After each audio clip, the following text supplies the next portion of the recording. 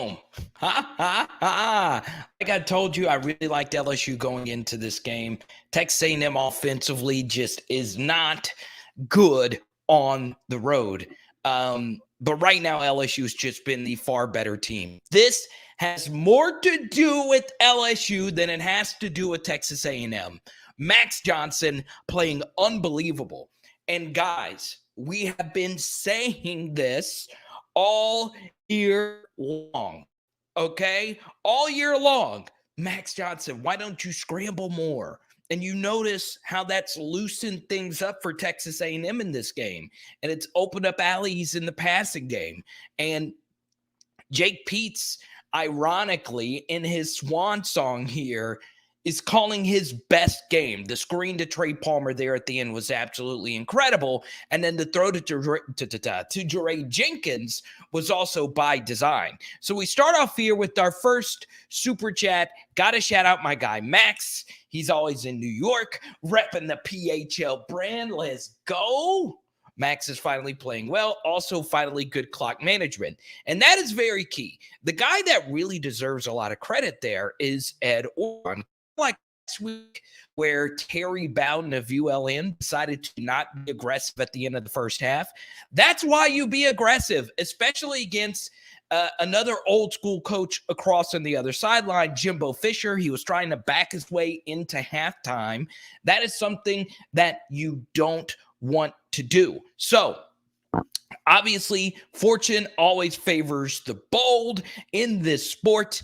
And I got to say this, LSU is just playing bolder football right now. Even on the touchdown that Texas A&M scored, we called a perfect play.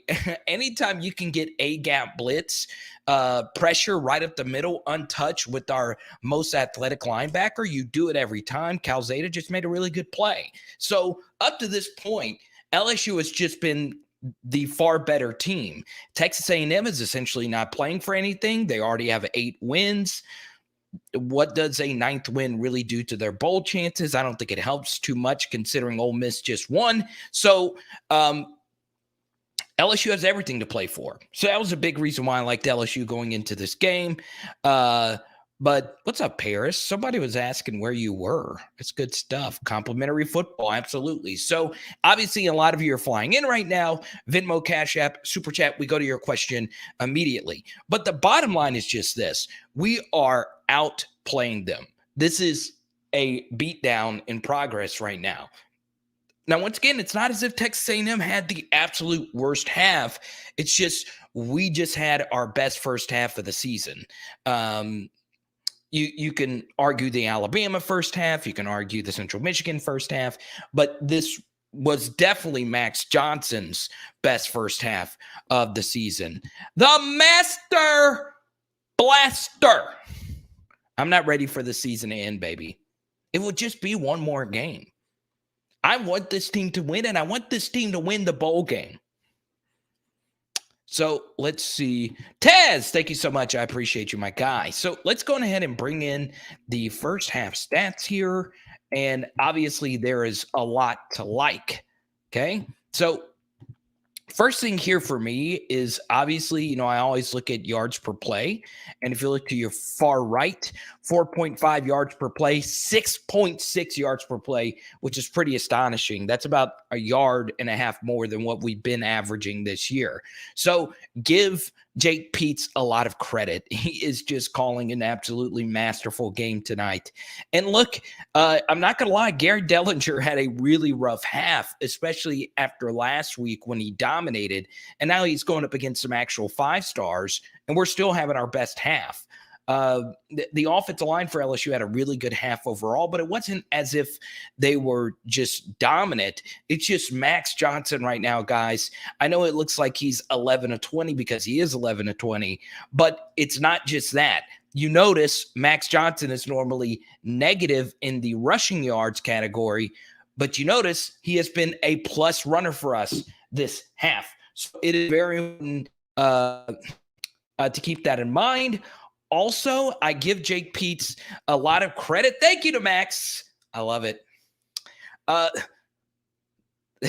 love the super chat. Ray Darius Jones reminds me of Jamal Adams. No cap. cap.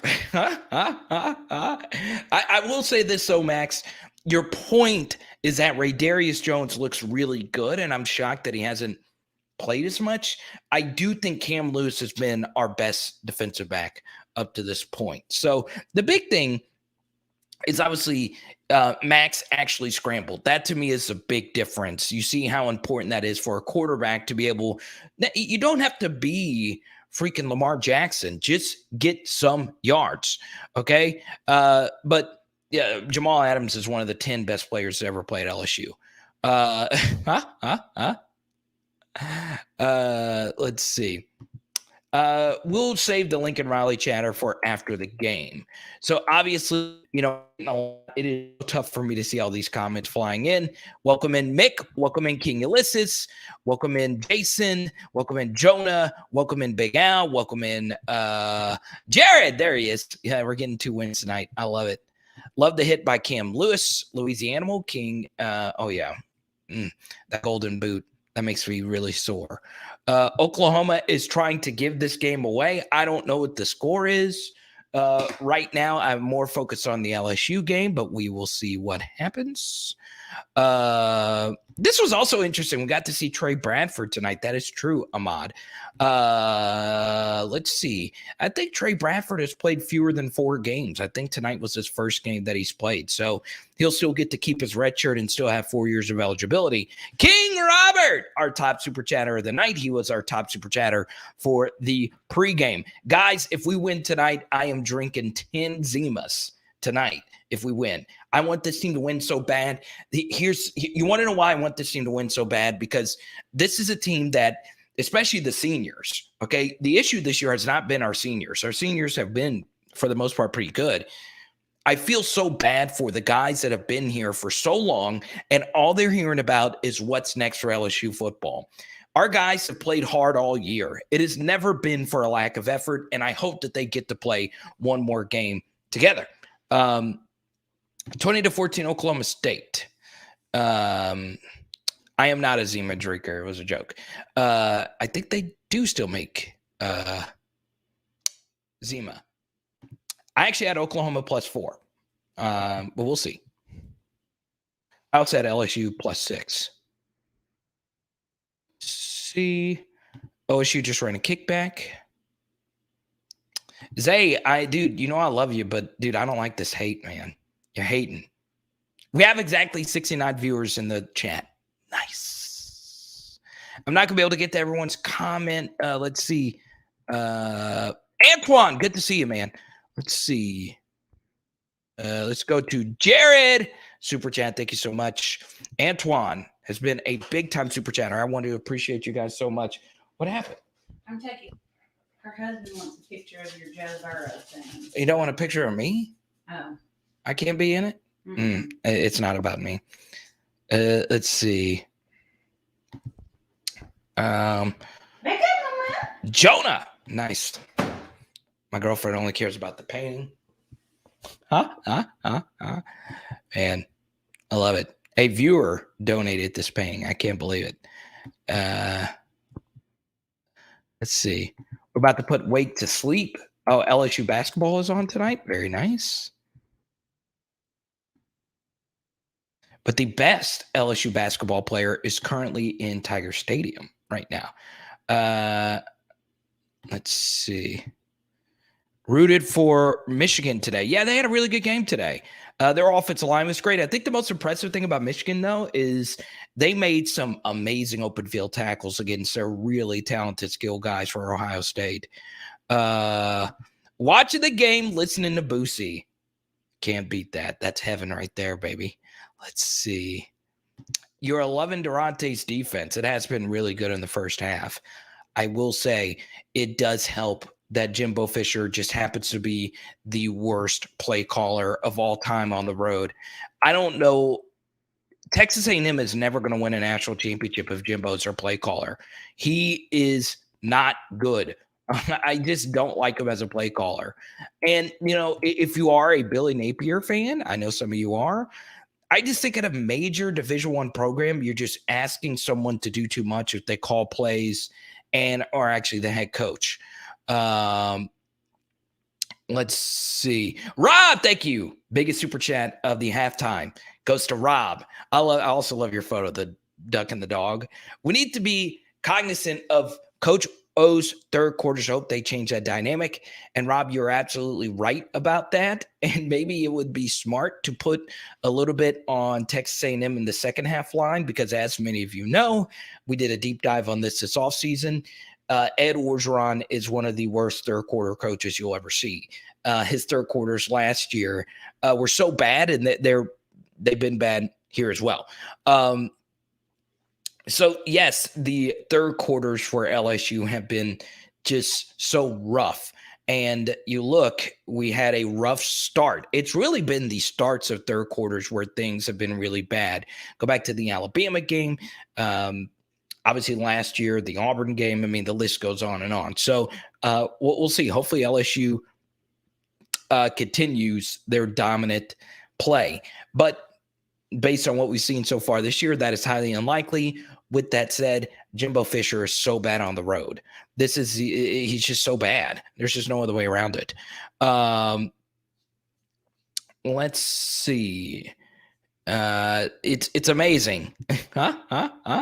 I teachingly love the program. And Robert, thank you for a very generous super chat. So Robert, with a very generous Venmo, thank you so much, Robert, wants to talk about the Alabama-Auburn game. So we always do what the super chatters say. Thank you so much, Yusha. One last time, go Tigers. Don't worry, I've gotten a few texts from you guys saying you want to do the Master Blaster thing for Tony. We'll do that after the game. Okay, we'll save all the Master Blasters for after the game. So Robert wants to talk about the Alabama-Auburn game. So I know a lot of you are watching it in the background. If you're at the game right now and you're currently watching our live stream, I think Brian Harsin made a bad mistake in that overtime. After the first touchdown, they should have gone for 2 in the win there. It just didn't make any sense to not do that. But the bottom line is TJ Finley was god awful today versus Alabama. Really, really bad, especially when they got into plus territory. He kept taking way too many bad sacks. Alabama did not deserve to win that game. They were out physicaled at the line of scrimmage. But the bottom line is they're going to have a good opportunity to beat Georgia next week. And all the pressure in the world is on, believe it or not, still Alabama, because Georgia can lose and still get in the playoff. And Georgia could lose and still be the 1 seed in the playoff, simply because Georgia's game control is going to be so much better than that of Alabama's, especially since Georgia blew the brakes off of Auburn in their building. And Alabama, it was a miracle that they won this game today. So really quickly on this, and we'll get back to a few LSU thoughts. I thought Auburn was a better team. I didn't get to see the last few minutes of that game because I was in the pregame chat. Apparently, Tank Bigsby should have fell on the ground to keep the clock running. I didn't see that play. But the bottom line is, when you play Alabama, you have got to step on their throats, and you have got to be the aggressor. If you don't, and you give them just a sliver of hope, you saw this earlier this year when we played Alabama and we had multiple opportunities to take the lead in that game. They will give you opportunities to go win it, but you have to go out there and win it. Nick Saban teams barely do lose it on their own. And quite frankly, Auburn, for most of that game, went out there and won the game. They wasted a masterful game by Derek Mason, who could have been our defensive coordinator. So that's the bottom line. So thank you for the super chat, guys. It's crazy. We do a super chat. We do a halftime show. And, you know, every single one of you would have loved a Bama loss as much as an LSU win tonight. That's how much we freaking hate those guys. But yeah, one mistake can cost you a game. Auburn also wasted 24 seconds with to say TJ Finley lost that game, there's some truth to that, but I mean, it's Alabama. So I think a lot of it was on Brian Harsin as well. And Simper, you and I were talking about this. It doesn't make any sense to not go for 2 and the win after the after the first overtime period, because when you go to the third overtime, it's a 2-point conversion contest anyway. So the logic there is in the first overtime, you play for the tie. It doesn't make any sense. You should play for the win, because in order for you to win anyway, you're going to have to score a 2-point conversion eventually. So the logic there from Brian Harsin just did not make any sense to not go for 2 in the win. Now, once again, a lot of coaches have not been in that situation, and it's hard to think that through. And I don't think Brian Harsin thought there would be an overtime game. But I think from this point forward, especially with the way the college overtimes are set up now, if a team scores a touchdown to tie the game in the first quarter, it makes absolutely no sense to not go for 2 in the win, right? Especially considering you're going to have to go back out there. So we'll see. Maxton underthrow receiver card. I'll give him credit for that throw. Yeah, Zay, I know you're the president of the Max Johnson Hater fan club, proud president of that club. Max has played around it, which is really good right now. Hopefully that continues. We have seen Max crumble in crunch time. Mississippi State game earlier this year, Alabama game this year, Auburn game this year. So we'll see. Yeah, you're just not going to call that. There were some other calls that Bama got away with. The face mask call with the ear hole, that was really bad. Let's see. They should slide and tackle bounce the sideline. It gave too much. Okay, we're getting a lot of here. I'm going to get many of these I possibly can. Once again, thank you to Yusha for the very generous super chat. Good to see Greg back in here. Silo, I haven't seen you in a while. ASAP Justice, good to see you as well. Big Al, you're all right. Please hit the like button. Who is liking the all-white uniforms? I like it. I wanted to switch up the poll question before we did this, but I'm an idiot. Let's see. Love the white unis. Let's see. Oh, they're about to take the field. Are they back out there yet? Oh, you're at the game, so it's a little bit different.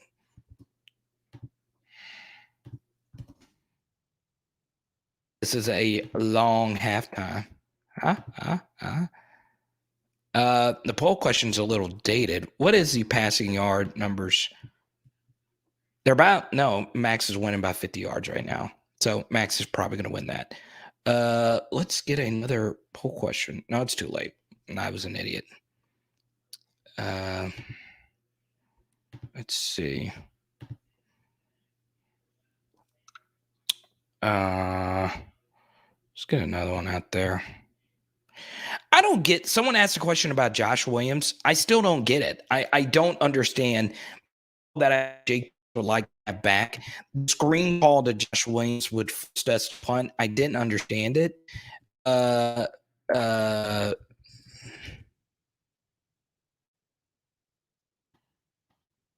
right. Let's see how, let's see if there's any negative Tigers in here. It's never too late. ASAP, you know, I love you. But I like when we mix up our uniforms for 2 games every year. I think that would be a good thing. But, and I'm not a traditionalist at heart. I like change. Guys, that uniform is too iconic. The white top, gold bottoms, gold helmet. It's us. No other team does that like us, right? So they're kicking off right now. So here's the key. I want to know who the first person who is going to be in this chat right here. Okay, I'm waiting. I'm sitting here waiting.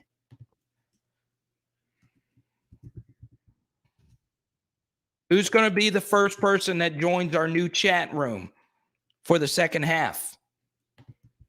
Who's going to be the first? Who's going to be the first? Jonah wins. Jonah wins. It's kind of like the Kenny the Jet Smith whenever they run to the screen on Inside the NBA. So Jonah is the winner. King Ulysses, you tried. You tried. Master Blaster. I see Mick. I see TRU in there. All right, guys. I'll share it one more time. See you in the post game. All right. We'll see you then. Go Tigers. Let's get this W.